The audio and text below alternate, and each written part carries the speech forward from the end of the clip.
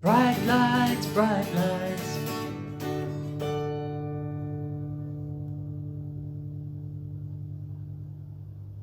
Hello and welcome to this week's Bright Lights of Roslyn Hill Unitarian Chapel, Hampstead. If you have a candle, now is a fantastic time to light it with your family and we'll say the opening words.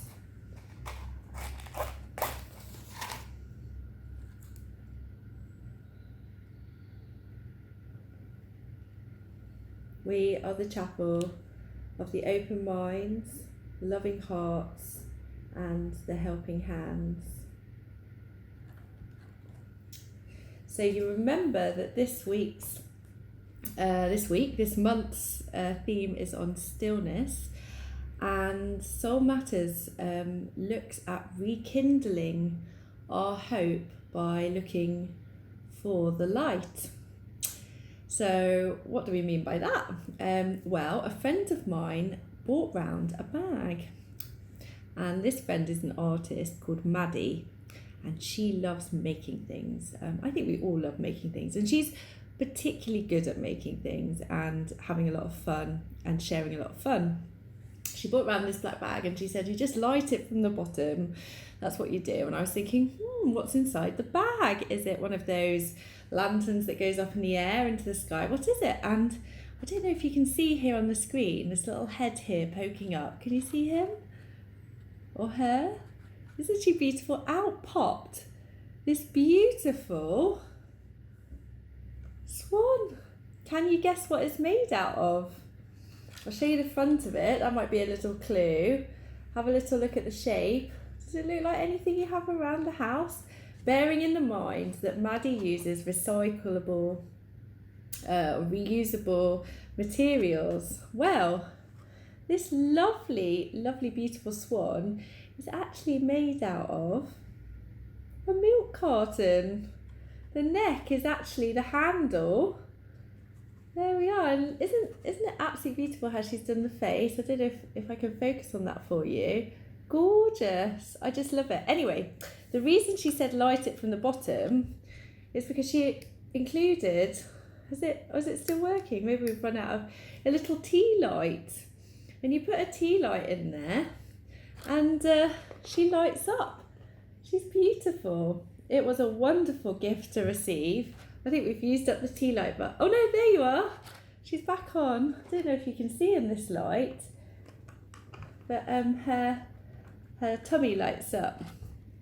What a lovely gift that was, especially at this time of year. So I just thought I'd share that with you. It's a funny thing. So in the pause to reflect button, have a little think about how a candle works or how light works. What do you think about that? What does it mean to you? Press the pause to reflect button and have a little chat about your candle and how you think it works.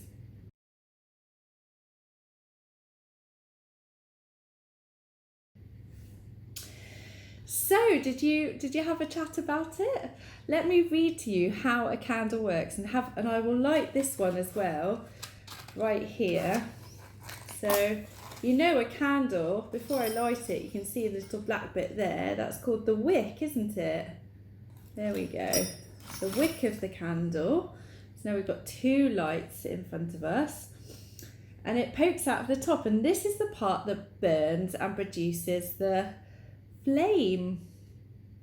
It is usually a string of braided cotton that holds the flame of the candle for a set period of time, depending on the amount of the wick that is used in the candle. So that little bit of rope, that little bit of cotton, whatever it is in your candle, the wick, goes all the way through the wax. And it works by drawing the wax up, which is the fuel, the thing that keeps the fire burning, that has the calories inside, if you like, it keeps the heat coming when it burns. And it goes up that wick, it travels up in a kind of oily sense as it gets hot by something called capillary action.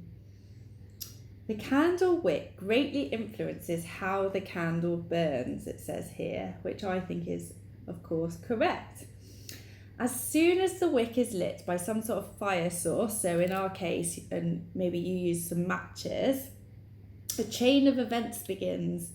Wax which is present on and near the wick begins to melt, and you've probably seen all the melty wax coming down.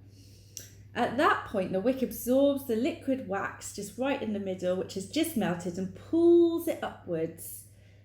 The heat of the flame vaporizes the fuel, which in turn combines with the oxygen of the air to produce the flame. And what is the flame to us? It's the light, and we are kindling the light, aren't we? We're kind of harnessing it. How cool is that? People have been using candles for thousands of years before we had electricity. And if you celebrate Hanukkah or know people that celebrate Hanukkah in Judaism, you will know that it's the celebration of the miracle of light that came from 8 candles when they only had enough oil for 7. And that is why they're saying thanks to God for that. Have you ever felt just like when you think something is never going to happen and you forget about it, it suddenly happens? Well, this is how I feel at this time of year. Do you remember the summer, that feeling? Can you think in your mind back to the summer? And those long, hot summer days feels like a long time ago. Sometimes people say to me that we're just heading into winter. Do you think that's true? But really, in a way, this is the time of the solstice. Do you remember what we talked about in the summer solstice and the way the earth is positioned around the sun and also turning itself? The earth travels around the sun once a year, as well as spinning around every day. And the earth, and where we are on it, is on its maximum tilt away from the sun right now. So we're the furthest away from the sun that we could be on that day, on the solstice, which this time is, and most of the time I think, is the 21st of December. If you look closely, the buds are already on the trees. Have you had a look down when you go for a walk and have a look? So really, in my mind, we're not headed into deep winter. We're actually turning towards the light. We're rekindling our hope, and we're looking towards the spring. But first, Christmas. We celebrate the light and we make lights when we don't have much light around, and we rekindle our hope for looking towards the light.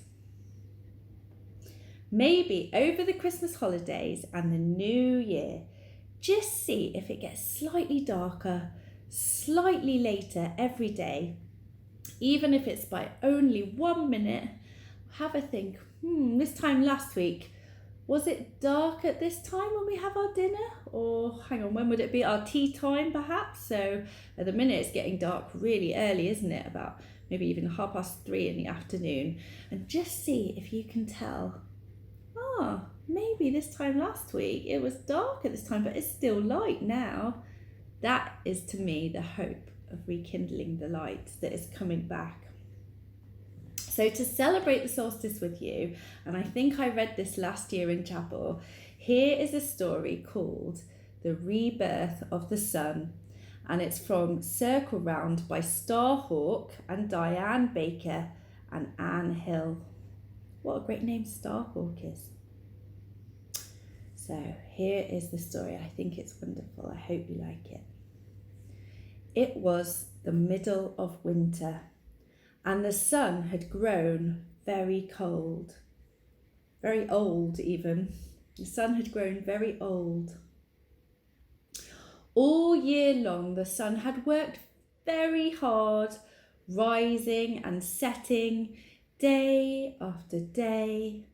And all year long, the sun had fed everybody on earth, shining and shining, giving energy to the trees and the flowers and the grasses so that they could grow and feed the animals and birds and insects and people.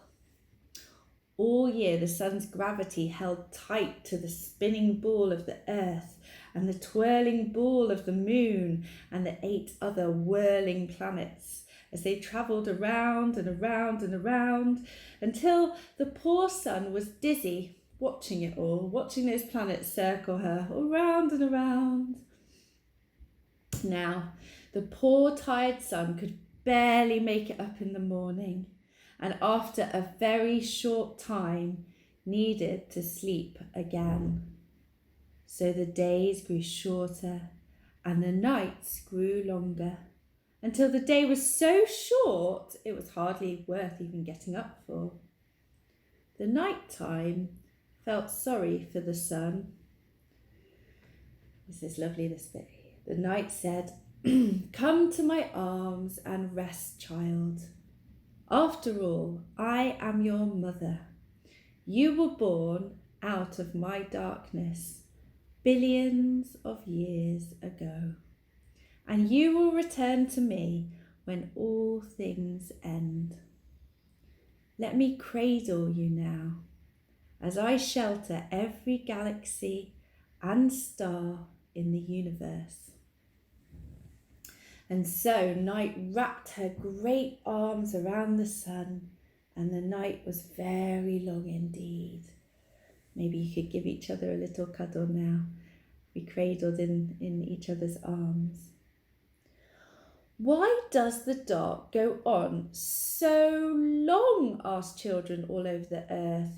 "Won't the sun ever come back again?" "Oh, the sun is very tired," the old ones said, the elders said. "But maybe if you children say thank you for all the things the sun does, the light may return in the morning." The children sang songs to the sun. They thought about all the things the sun gave them. Have a minute. You can pause the video if you like. Just have a think about all the things the sun gives you. Then the children said, "Thank you for growing the lettuces and the corn and the rice and the wheat. Thank you for growing the trees and the forests and the seaweed in the oceans and the krill that feeds the whales. Thank you for stirring the air and making winds that bring the rain." Every time a child said thank you, the sun began to feel a little warmer, a little brighter. Wrapped safely in the arms of the night, the sun grew younger and younger. At last the children had to go to bed. "We will stay up and wait for the sun to rise again," the old elder ones said. "Can't we stay up too?" the children asked. "You can try, but you'll get too sleepy," the old ones said. "But you can each light a candle, because all fire is a spark of the sun's fire. Put your candle in a very safe place and let it keep vigil," which means watch. "Let it keep watch for you as you sleep and dream of sunrise." So the children lit their candles and put them in very safe places, and each flame was a little spark of the sun's fire. And the sun peeped out from between the arms of night and saw all the little fires, she began to feel warmer and brighter and younger still. And early in the morning, the old ones, the elders, woke up the children, and together they climbed a high hill and faced to the east, the direction that the sun rises. They sang songs to the sun and ran around trying to keep warm. They waited and waited to see what dawn would bring. The sky began to turn from black to indigo to blue. Slowly the sky grew light and a golden glow crept over the horizon. Night opened her great arms, and in a burst of brightness the sun appeared, new and strong and shining. For in the long night the sun had rested well and grown young from the songs and the thanks of the children, young as a brand new baby, born out of night once more. Everybody cheered and the children jumped up and down. The sun has returned. The sun is reborn, the people cried, and they danced and sang to celebrate the birth of a new day, and they went home for breakfast. What else would you do after running around and singing and cheering? Every day is a miracle. Every day the sun rises, whether it's bright in the sky or not, or there's clouds in front of it, the sun is there, the light has come, and that is a miracle to be celebrated. But thank goodness we'll be moving towards the warmer season still after the solstice. And last year, Jackson and I think we were the only ones in chapel that morning with another helper. And we got an orange and some cloves, and we put a clove in different directions and decoration on our orange and made what you call a pomander, which is like a nice smelling thing that you can hang somewhere that they made centuries ago when life was a bit whiffier than it is today, a bit more whiffy, and they used to hang it up to make things smell nice and put it in different liquids or wines to mull the wine. And if you sniff a clove, it does smell a lot like we think Christmas smells, and it's so effective at preserving things. So people used to use it to preserve food over the colder months before they had things like fridges that we have today. So light some fridges, no candles and pomanders this week to think about. So if you get a chance, buy an orange and some cloves, they're called, and you can poke them into your orange. It smells really, really nice. Wrap a ribbon around it and hang it up somewhere like Jackson and I did last year, and I think Jackson even put it right in the middle of chapel, and I remember it smelling so, so lovely of orange and clove together. So all I want to say before I say the closing words is I'm looking forward to seeing some of you on Christmas Eve. Hooray! It'll be really nice to Zoom in person and for you to see each other, and I'm really excited to see you guys and to hear your lovely sentences as part of the Christmas story. So I'm looking forward to seeing you there, and to wish you, of course, and anyone who's watching this, a happy holidays full of calm, peace, joy, love, luck, happiness and health, and lots of bright lights to see you through this dark season of what has been a very dark and tricky year. So I will be thinking of you all and wishing you all well. As we leave this friendly place, love give light to every face. May the kindness that we learn light our hearts until we return.